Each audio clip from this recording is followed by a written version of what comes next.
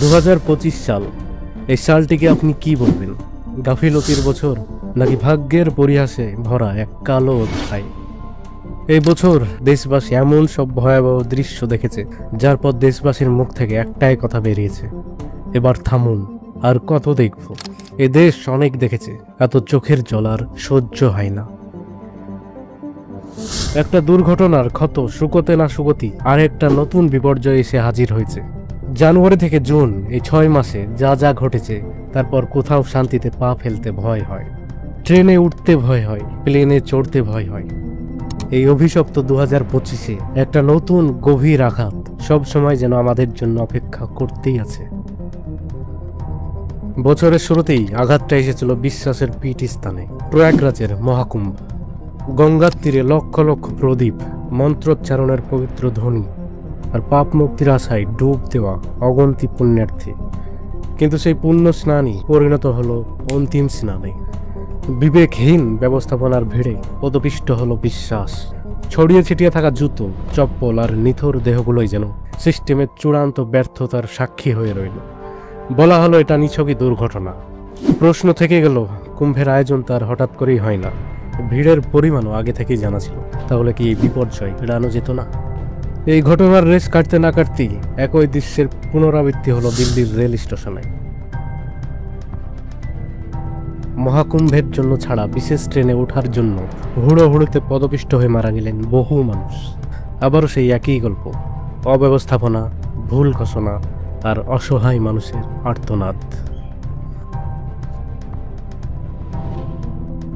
বেঙ্গালুরুর স্টেডিয়ামে আইপিএল জয়ের উৎসব নিমেষে বদলে গেল শোক সভায়।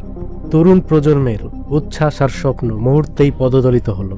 বিনামূল্যে টিকিট বিলি আর ভিড় নিয়ন্ত্রণের চূড়ান্ত ব্যর্থতাই এই মর্মান্তিক পরিণতির জন্য দায়ী, যদিও সবকিছু আগে থেকেই অনুমান করা সম্ভব ছিল। পুনের একটি দুর্বল ঝুলন্ত সেতু, যা পর্যটকদের কাছে সেলফি তোলার জনপ্রিয় জায়গা ছিল, বর্ষার তোড়ে ভেসে গিয়ে সলিল সমাধি ঘটালো বহু মানুষের। যেখানে তরুণ তরুণীরা নিজেদের আনন্দের মুহূর্ত ফ্রেম বন্দি করতে যেত, সেই ফ্রেমেই তাদের শেষ যাত্রা বন্দী হয়ে গেল। এই ঘটনাগুলো কি নিছকই দুর্ঘটনা, নাকি আমাদের ভিড় নিয়ন্ত্রণের চরম ব্যর্থতার নিদর্শন? এরপর আসা যাক পরিবহনের কথায়।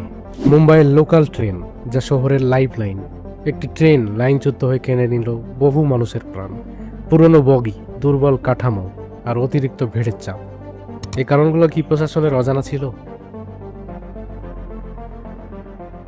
কেদারনাথের পবিত্র ভূমিতে তীর্থযাত্রীদের নিয়ে ভেঙে পড়ল একটি হেলিকপ্টার। ঈশ্বরের দুয়ারে পৌঁছানোর আগেই 7 জন পুণ্যার্থীর যাত্রা শেষ হয়ে গেল। আর ভূস্বর্গ কাশ্মীর, পহেলগামের সবুজ ঘাস রক্তে লাল হয়ে গেল যখন সন্ত্রাসবাদীরা নাম জিজ্ঞেস করে ঠান্ডা মাথায় হত্যা করল 26 জন পর্যটককে। কেউ হানিমুনে এসেছিল, কেউ বা পরিবার নিয়ে ছুটি কাটাতে। তাদের অপরাধ কি ছিল? তাদের অপরাধ ছিল তারা ভুল সময়, ভুল জায়গায় উপস্থিত ছিলেন। কিন্তু প্রশ্ন ওঠে, এত সংবেদনশীল একটি পর্যটন কেন্দ্রে সুরক্ষা ব্যবস্থায় ঘাটতি কেন ছিল?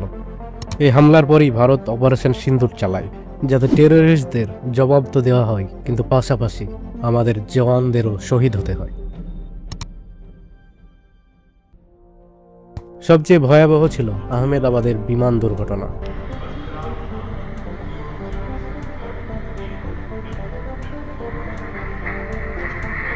লন্ডনগামী বিমানটি উড়ানের মাত্র 59 সেকেন্ডের মধ্যেই আগুনের গোলায় পরিণত হয়। সোজা গিয়ে ধাক্কা খায় একটি মেডিকেল কলেজের বিল্ডিংয়ে। যাত্রী, বিমানকর্মী এবং যেখানে বিমানটি পড়েছিল সেখানকার বাসিন্দা মিলে প্রায় 300-এরও বেশি জন এক নিমেষেই জীবন হারিয়ে ফেলল।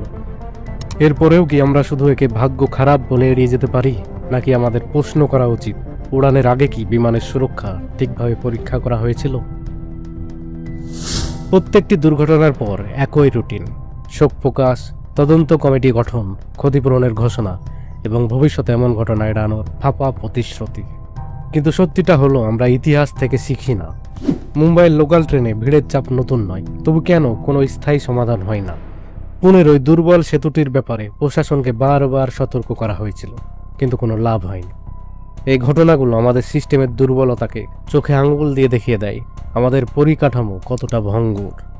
আমাদের সুরক্ষা ব্যবস্থা কতটা ঠুনকো এবং মানুষের জীবনের দাম কতটা কম।